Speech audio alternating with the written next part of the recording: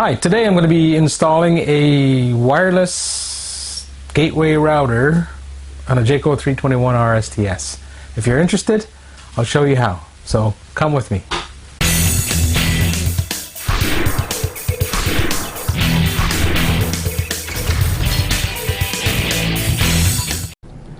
Hi, if your rig comes with one of these on the ceiling and you want to hook one of these up, which is the 4G LTE Wi-Fi router. I'll show. By Winegard? By Winegard, yes, by Winegard. You can also get them from different manufacturer, but this unit comes with a prep on the top. Not here, but it's on the roof. And you will see a sticker there, and you will see this little symbol. And this will be on top of it. All you have to do is unscrew these two little screws, pull this off, and there's two wires for power, and it comes from the DC. Very easy to identify. You will need a meter to verify which is positive and which is negative. Usually the colored one is positive and the plain one is negative. And you will have three leads. One lead connects to an antenna on top, which connects to a cellular network. The other lead connect to a Wi-Fi antenna that pulls a Wi-Fi signal from a campsite into your motorhome. And the other lead is for the Wi-Fi that transmits the signal within the motorhome. So there's three leads, two power. And you're going to show us all this to follow? And I will show you now how to hook these up. You can get these on Amazon. They're about 300 and change Canadian. I'm not sure what it is in US. You can also get them from other places. But these units also come prepped for these already. But you don't really need to subscribe to a service like a 4G service or a cell service to use the thing. You could use it as a booster to connect within your campsite, so you can connect to your Amazon stick, your phone, your laptop, whatever it is that you have. So I'll show you that now. So if you are wanting to do this, these Jayco comes prepped with the Winegard antenna at the top. There's three leads here for the antenna, and they correspond to this. And if you reach in there and pull it out, you got your 12 volts, which will have to be connected into here. It comes with a little it comes with this piece that plugs in here, and then we just connect this to there, put it up in the ceiling with this plate, pop it in there, and that's it. And we'll let you know in a second. I got the wires connected to 12 volts. It's right here, and I'm just going to pass this through here like this.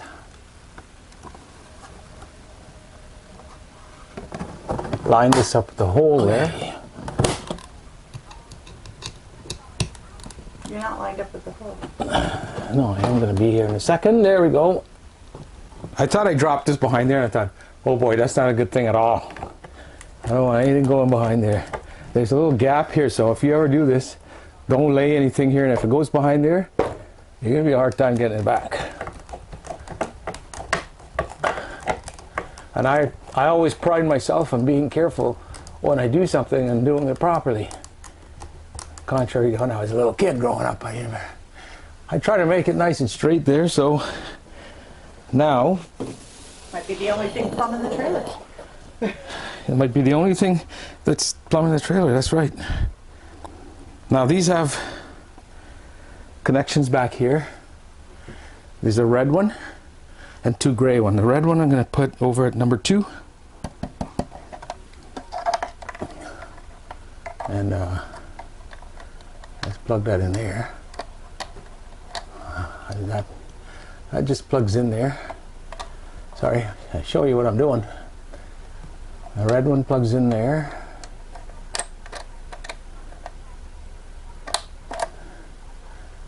And there's a green and yellow.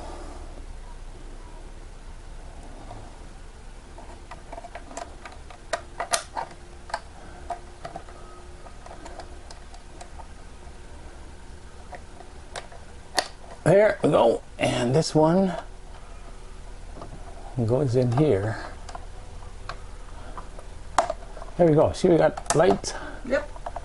And now we're gonna shove all these cables up in there, make it nice and neat. I'm gonna somehow have to. There we go. There we go. Finito. That's it.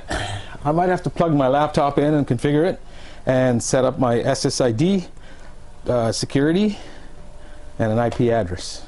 And that's it. Well done. Oh, hi. So we have the Winegard hooked up.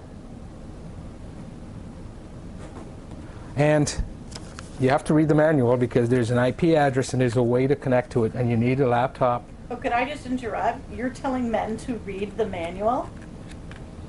Well, we kind of need this in order to hook up to this thing, right? You don't need to read the manual because I'm showing you right now. Because if you buy the Winegard one, it has the information right here. So, and I will show you this with the laptop. So you're going to have to go here and look for it. It's going to show up here on your Wi-Fi connection. It will show up as Winegard. Now I've already done this, but I've made a little video to show you how to connect to it, okay? Once that's done, you can manage it through a laptop. So you need to be a little technical in order to do this, because if you don't set that up, you won't be able to connect to it and it won't work for you. So let me show you how to do that. So here's the most important part. Once everything is connected up there and you have the little red light on, you will have to open up your laptop. I would not recommend doing this on a iPhone or a smartphone because it's just too uncomfortable. It's all the features are not there. So what you will need to do is open up your laptop. You'll go to the bottom right here and you will look for a connection. You will see it here. It's a brand new connection. It will say Winegard or whatever else you have will show up here. You will click on it to connect. Like I have two of them here. This used to say Winegard. I've changed it, but I'll show you that in a second.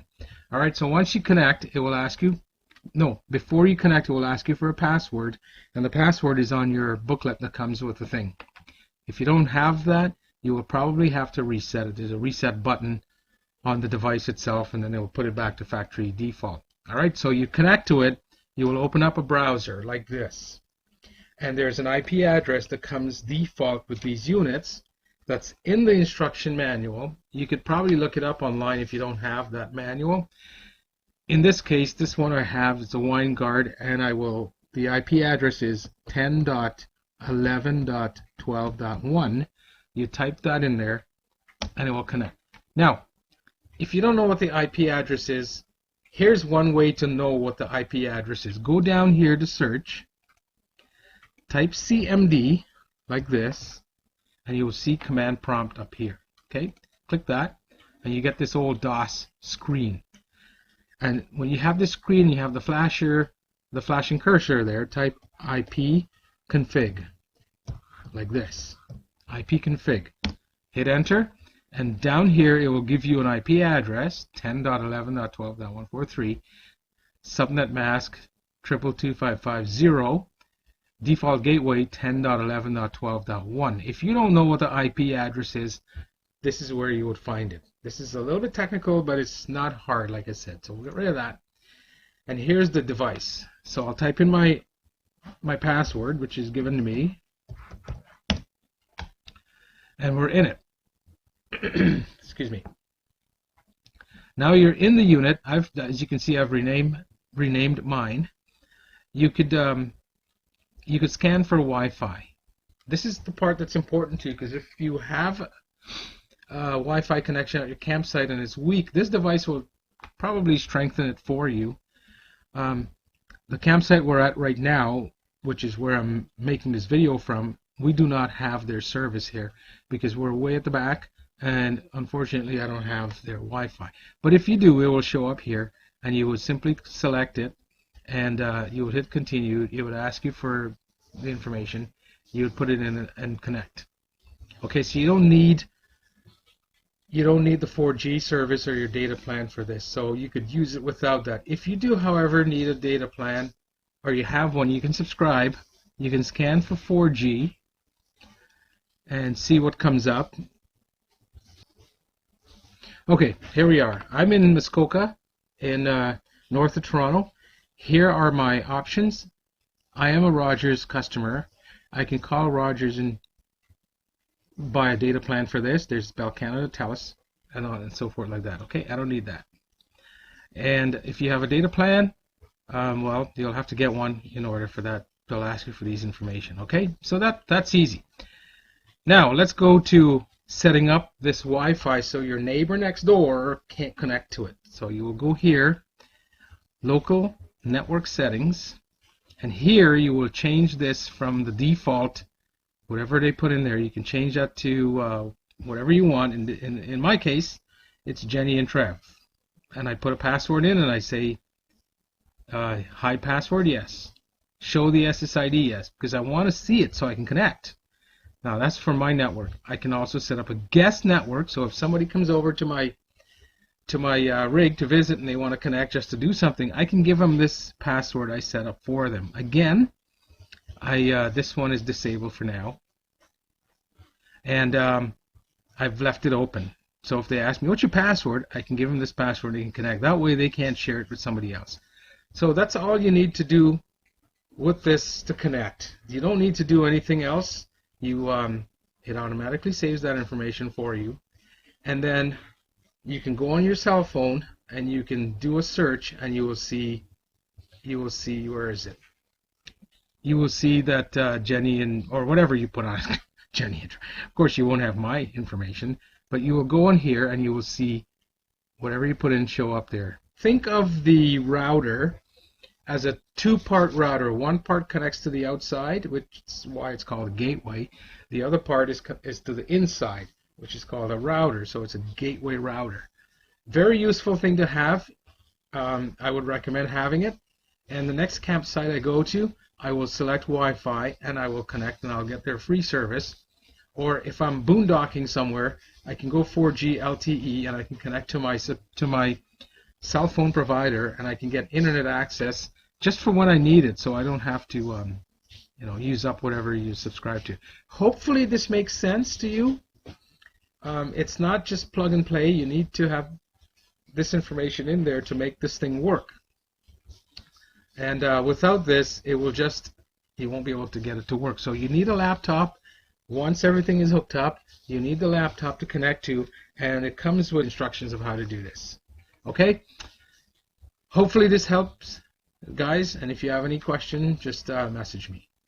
Thank you.